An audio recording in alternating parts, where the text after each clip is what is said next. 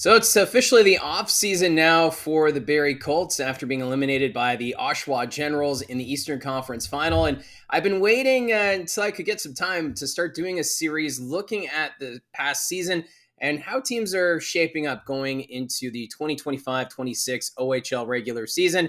And we're going to start this series off by looking at the Peterborough Petes, who had the first overall pick after finishing 20th overall in what was another rebuilding season for the Maroon and White.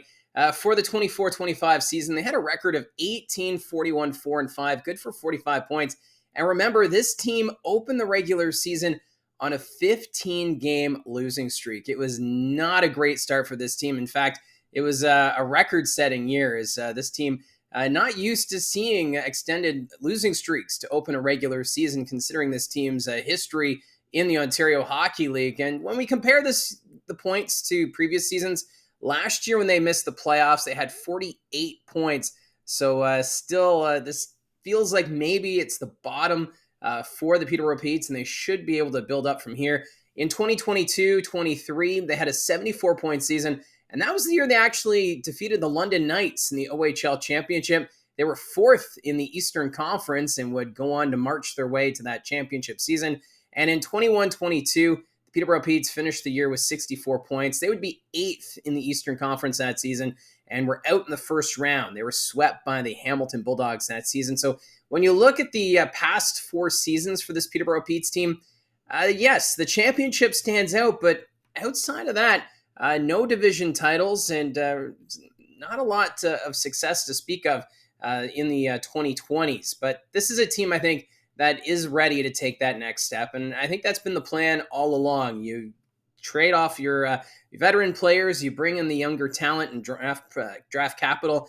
And I think this Peterborough Petes team is ready to take that step forward to becoming a contender once again in the Eastern Conference. Now, your top scorers last year, let's look at the top 10 scorers. Jonathan Malee led the way, 21 goals, 16 assists, 37 points. He was one of your overage forwards on this team. A great veteran presence on this team as they tried to have a run in the second half of the season, but fell short in that home-and-home series they had with the Ottawa 67s late in the regular season.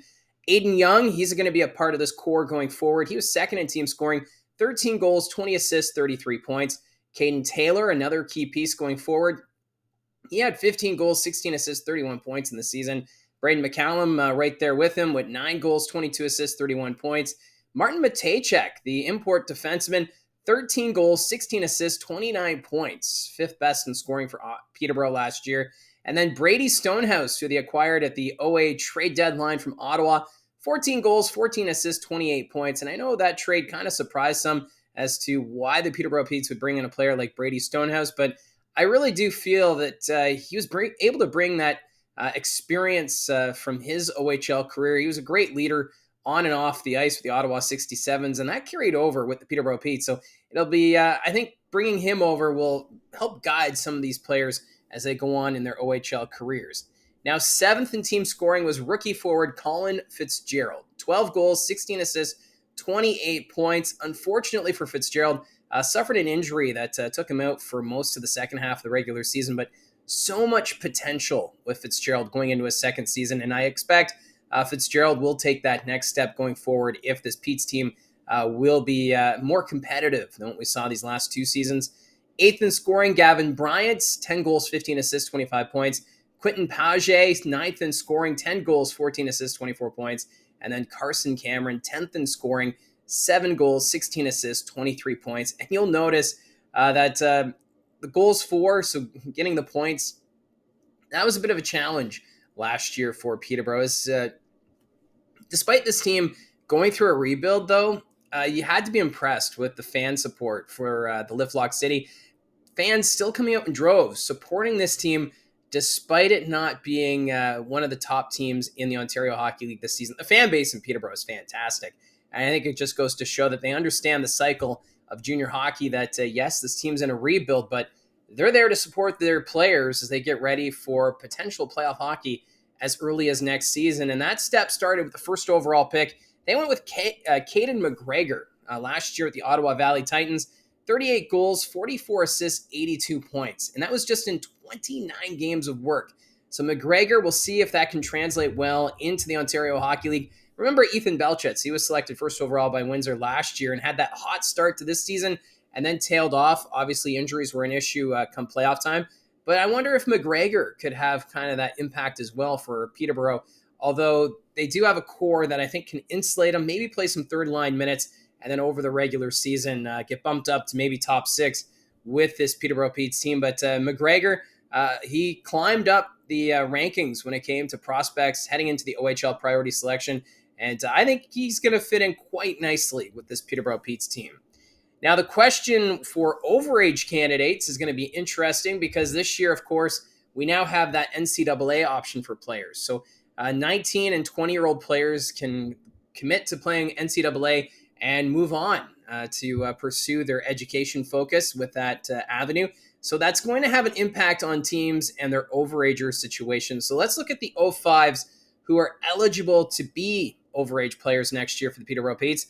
And they do have some good options here. Starting off the forwards, Quentin Paget and Brennan Faulkner. I would think Paget might have the inside track on Faulkner, but still, both options are pretty good options here for the Peterborough Petes.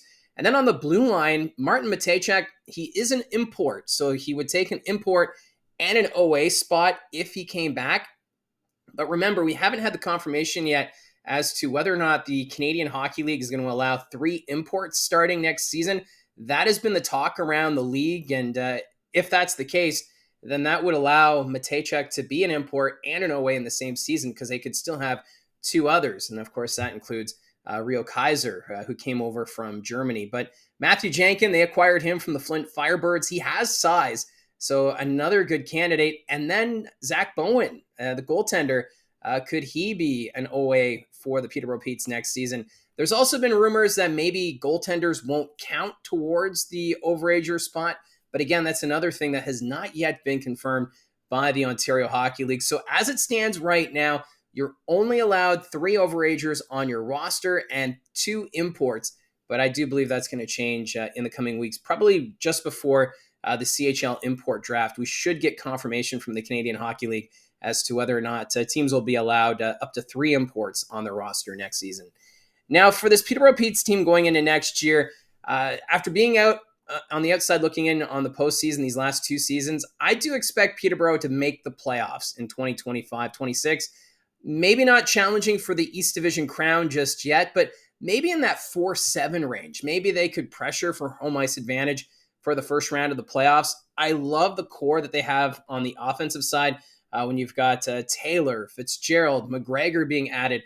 I like the offensive side. And then when you look at the blue line, boy, oh boy, they have size and strength. Rio Kaiser, he's 6'7". Strohak, 6'4". Jankin, also 6'4". Sturgeon and Thatcher, both 6'3". So right there, there's a big defensive blue line that, if they want to impose their will, play a physical style, they're not going to make things easy at the Peterborough Memorial Center next year, depending on who they decide to bring back, or if they're going to make any moves. Here's some potential candidates too for trade. So I think the Peterborough Petes should make the playoffs, but we'll have to wait and see how it all plays out. There's still some unknowns with the Ontario Hockey League and the Peterborough Petes going into next season, but I think the future is bright for the maroon and white. That's how it stands, I feel, at this moment in time. But let me know in the comments below your thoughts on the Peterborough Petes going into next season. If you're a Petes fan, do you expect Peterborough to make the playoffs, or what kind of positioning do you see this team falling in for as early as next season?